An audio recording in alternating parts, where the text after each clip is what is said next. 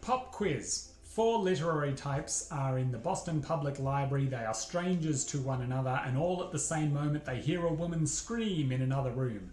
Later, the body is found. Which one of them is the killer?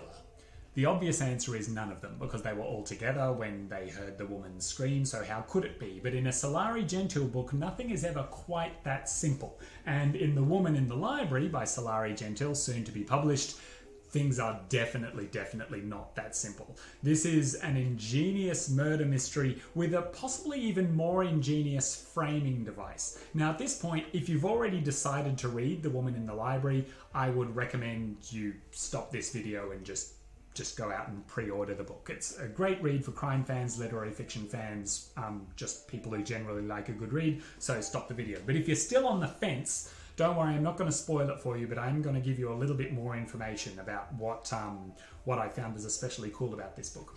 It is revealed almost immediately that these 4 suspects, one of whom is also the detective, these 4 literary types in the Boston Public Library who heard the scream, those are all fictional characters being written about by a writer, but the writer is not Sulari Gentill. This is a fictitious novelist telling this story, and you never get to hear from her, but each chapter ends with an email that is feedback from a reader on the manuscript so far.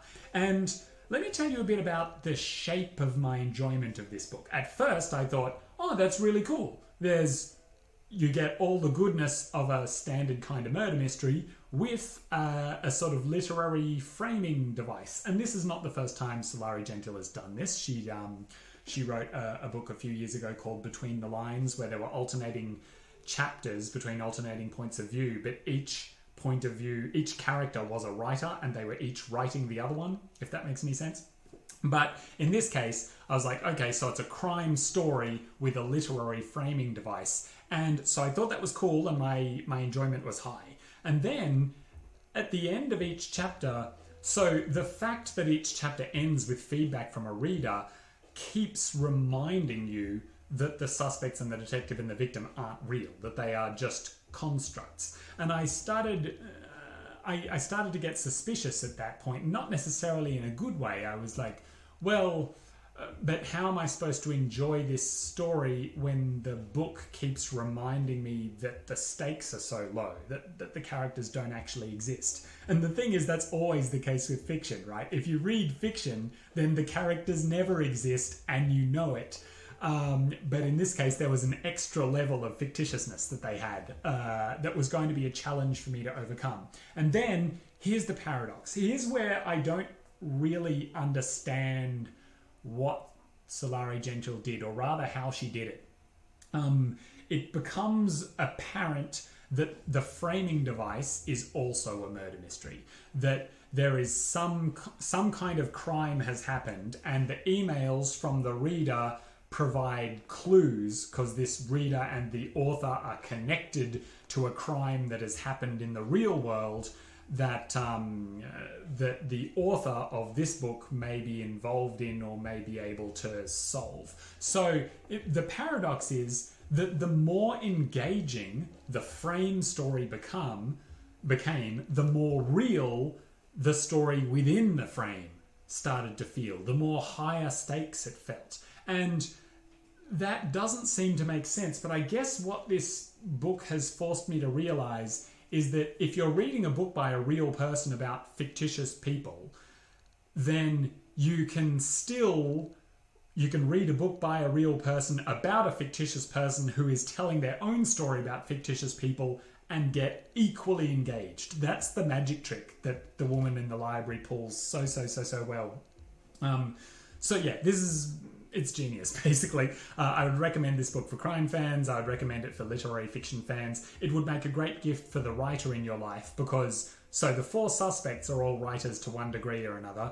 The victim is a writer, and they are all being written about by another writer who's in conversation with a fan. This is the writeriest book that ever writed, so it would make a great gift for the writer in your life. Okay, so that's The Woman in the Library. Before I let you go, remember to like and subscribe and do all those other things.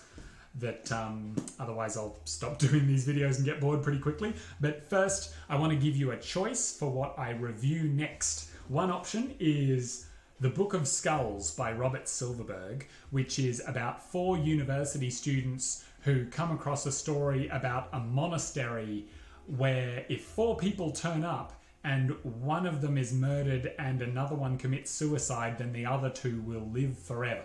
And these 4 students don't really believe this, but it sounds like a good excuse for a road trip during spring break. So they drive across the country towards this monastery to see what will happen. The other option is The Poison Artist by Jonathan Moore, which is about a chemist whose job it is to study the chemicals that are released into your body when you feel pain.